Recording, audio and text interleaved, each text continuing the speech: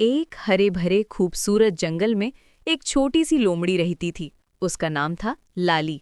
लाली दिखने में छोटी थी, लेकिन उसका दिमाग बहुत तेज था। जंगल के सारे जानवर उसे चालाक लाली कहकर बुलाते थे। लाली का एक सपना था। वो जंगल की सबसे तेज और समझदार जानवर बनना चाहती थी, ताकि सब उसकी इज्जत करें। लेकिन एक परेशानी थी।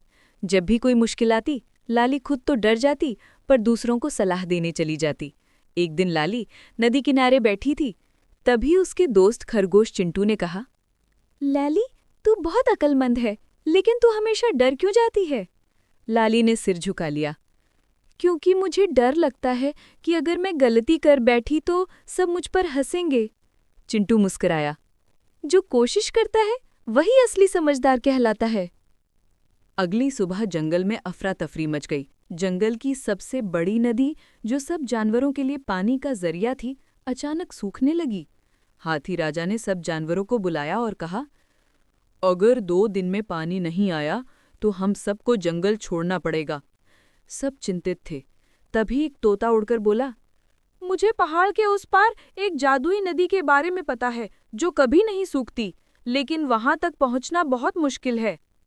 सारे जानवर डर गए। रास्ता खतरनाक था और वहां कई जंगली राक्षस रहते थे। कोई जाने को तैयार नहीं था। लाली के दिल में कुछ हुआ। उसे याद आया, अगर मैं हिम्मत दिखाऊं तो सबकी नजरों में इज्जत पा सकती हूँ। वो आगे बढ़ी और बोली, मैं जाऊंगी उस जादुई नदी तक, लेकिन मुझे कोई साथ चाहिए। खरगोश चिंटू और तोता मिंटू तुरंत बोले, हम तेरे साथ हैं लाली। तीनों दोस्त निकल पड़े जंगल से बाहर की तरफ। पहाड़ ऊंचे थे, रास्ते में कांटे, कीचड़ और अजीब आवाजें थीं। पहली चुनौती आई पत्थरों का पुल, जो नदी के ऊपर हिल रहा था। खरगोश बोला, लाली, ये पुल टूट जाएगा। लाली ने अपने दिमाग से एक तरकीब निकाली। उसने लकड़ियां इकट्ठा की, उन्हें रस्सी से बांधा और पुल के बीच में डाल दिया। धीरे धीरे सब पार हो गए। फिर उन्होंने देखा, सामने एक अंधेरा जंगल था, जहां कुछ चमकती आंखें दिख रही थीं। मिंटू ने डरकर कहा, ये तो राक्षस होंगे।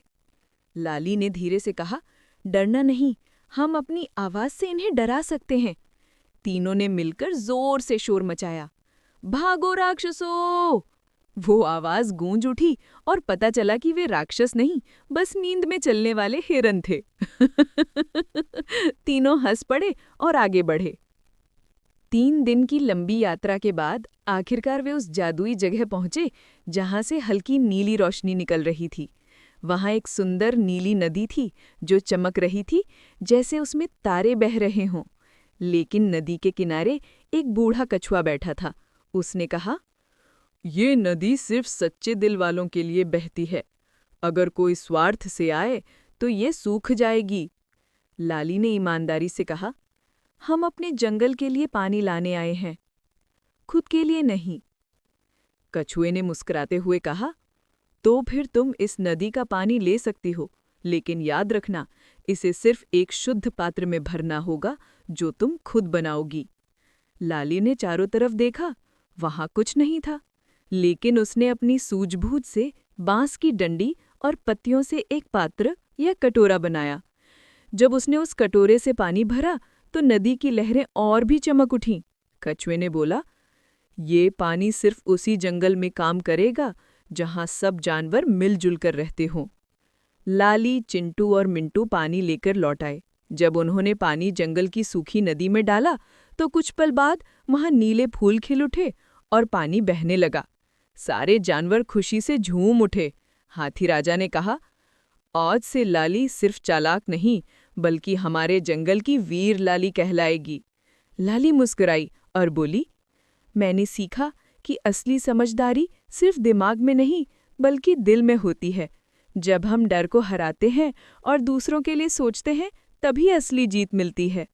सारा जंगल ताली बजाने लगा और खरगोश चिंटू उछलने लगा, तोता मिंटू गाना गाने लगा और आसमान में इंद्रधनुष बन गया। इस कहानी से हमें ये सीख मिलती है कि असली समझदारी और ताकत डर को हराकर सही काम करने में है।